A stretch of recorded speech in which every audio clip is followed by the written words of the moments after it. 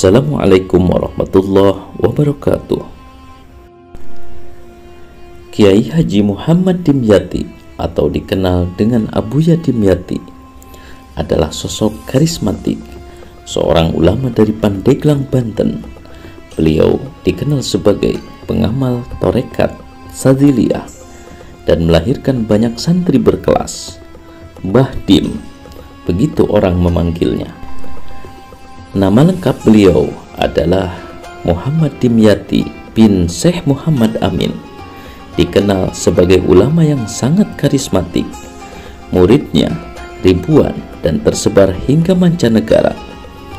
Beliau juga dikenal sebagai sosok yang sangat sederhana dan tidak kenal menyerah. Hampir seluruh kehidupannya didedikasikan untuk ilmu dan dakwah. Mbah Dim lahir sekitar tahun 1925 di Banten.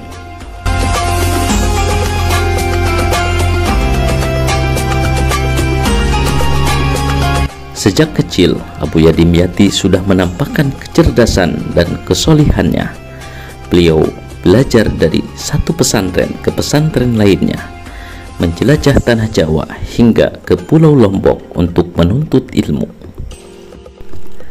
Abuya Dimyati berguru pada ulama-ulama sepuh di tanah Jawa, di antaranya Abuya Abdul Halim, Abuya Mukri, Abdul Hamid, Mama Ahmad Bakri atau Mama Sempur, Mbah Dalhar, Watu Congol, Mbah Nawawi, Jejeran Jogja, Mbah Khojin, Bendopare, Mbah Baidowi, Lasem, Mbah Ruhiyat, Kaliwungu, dan masih banyak lagi.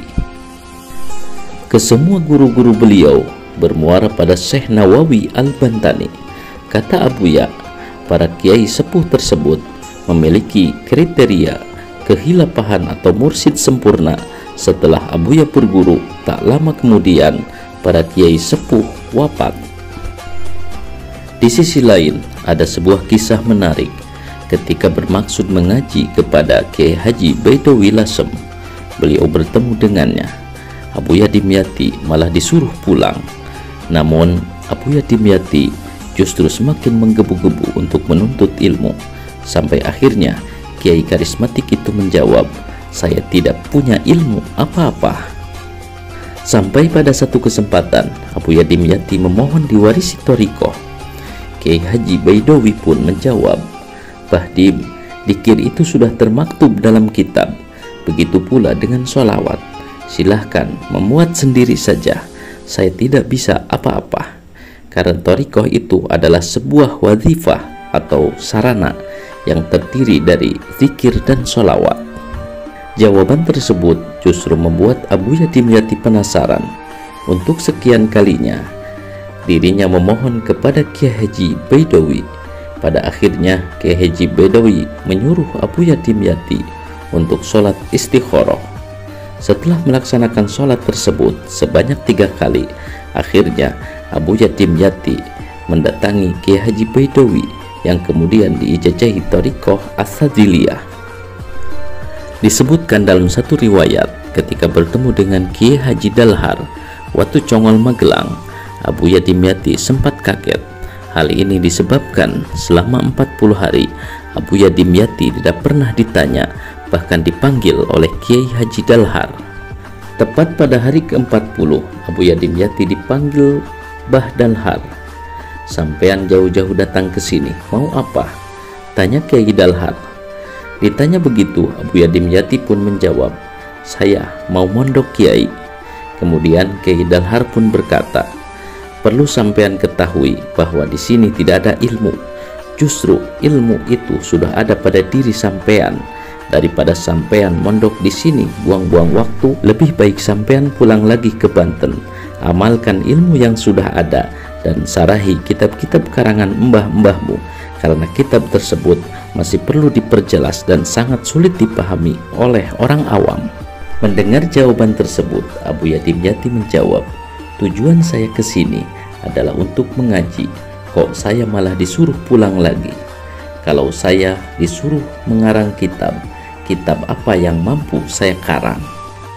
Kemudian Kiai Dalhar memberi saran, "Baiklah, kalau sampean mau tetap di sini, saya mohon ajarkanlah ilmu sampean kepada santri-santri yang ada di sini, dan sampean jangan sampai punya teman." Kemudian Kiai Dalhar memberi ijazah Thariqah Sadziliyah kepada Abuya Dimyati. Ketika mondok di Watu Congol, Abuya Dimyati sudah diminta untuk mengajar oleh Mbah Dalhar. Satu kisah unik ketika Abuya Dimyati datang pertama ke Watu Congol, Mbah Dalhar memberi kabar kepada santri-santrinya bahwa besok akan datang kitab banyak. Dan hal ini terbukti mulai saat masih mondok di Watu Congol sampai di tempat beliau mondok lainnya, hingga sampai Abuya Dimyati menetap. Beliau banyak mengajar dan mengorek kitab-kitab.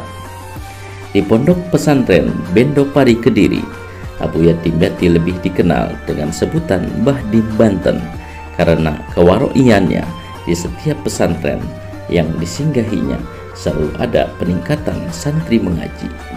Kekuatan hati dan ketekunan beliau akhirnya mengantarkan beliau menjadi seorang ulama besar dan soleh, serta disegani oleh para ulama di seluruh Nusantara.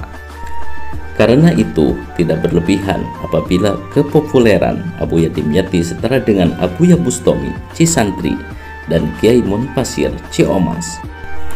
Abuya Dimyati adalah tokoh yang senantiasa menjadi pusat perhatian, yang justru ketika beliau lebih ingin menyedikitkan bergaul dengan makhluk demi mengisi sebagian besar waktunya dengan ngaji dan bertawajuh ke hadratillah.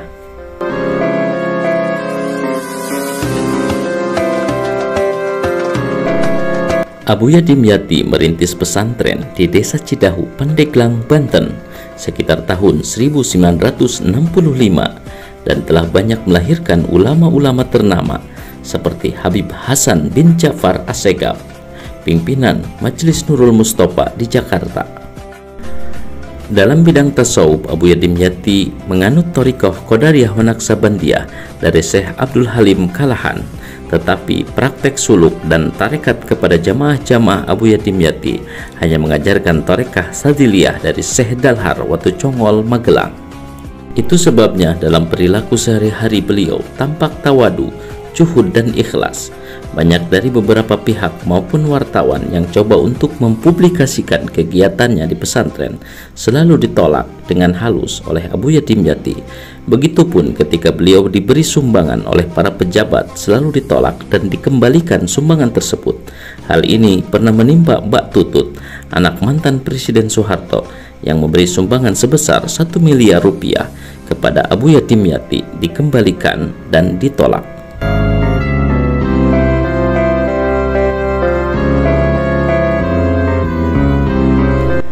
Di waktu mondok, Abuya Dimyati sudah terbiasa tirakat, tidak pernah terlihat tidur, dan istimewanya adalah menu makan Abuya yang hanya sekedar. Beliau selalu menghabiskan waktu untuk menimba ilmu, baik dengan mengaji, mengajar atau mutolaah. Sampai sudah menetap pun, Abuya masih menjalankan keistiqomahannya itu dan tidak dikurangi, bahkan ditambah.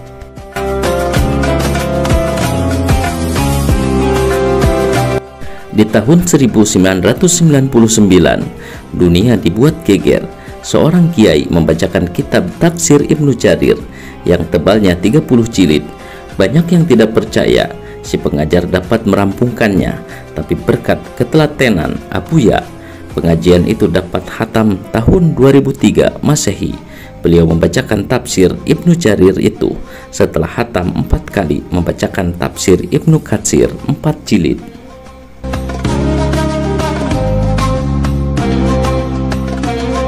Kisah karomah Abuya Dimyati Rois Banten ini berawal dari seorang kiai dari Jawa yang pergi ke makom Syekh Abdul Qadir Al-Jailani di Baghdad, Irak.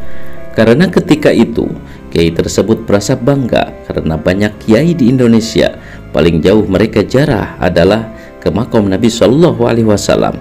Akan tetapi dia dapat menjarahi sampai ke makom Syekh Abdul Qadir Al-Jailani. Ketika sampai di makam tersebut, maka penjaga makam bertanya kepadanya, "Anda dari mana?" Maka kiai tersebut menjawab, "Dari Indonesia." Maka penjaganya pun langsung berkata, "Oh, di sini Pada setiap malam Jumat, ada seorang ulama Indonesia yang kalau datang jarah hanya duduk saja di depan makam beberapa waktu, namun pejarah-pejarah lain akan ikut diam demi menghormati beliau. Setelah beliau mulai membaca Al-Quran, baru para pejarah lain akan ikut meneruskan bacaan mereka sendiri-sendiri. Mendengar hal itu, Kiai tadi kaget dan berniat untuk menunggu sampai malam Jumat agar tahu siapa sebenarnya ulama tersebut. Ternyata pada hari yang ditunggu-tunggu, ulama tersebut adalah Abuya Dimyati, Rois Banten. Maka Kiai tersebut terkagum-kagum, dan ketika pulang ke Jawa, dia menceritakan bagaimana beliau bertemu dengan Abuya Dimyati di makam Syekh Abdul Qadir Al-Jailani. Ketika itu, Abuya masih di pondok dan mengaji dengan santri-santrinya. Dan masih banyak lagi karomah-karomah beliau dan akan dibahas pada video berikutnya. Wallahu a'lam.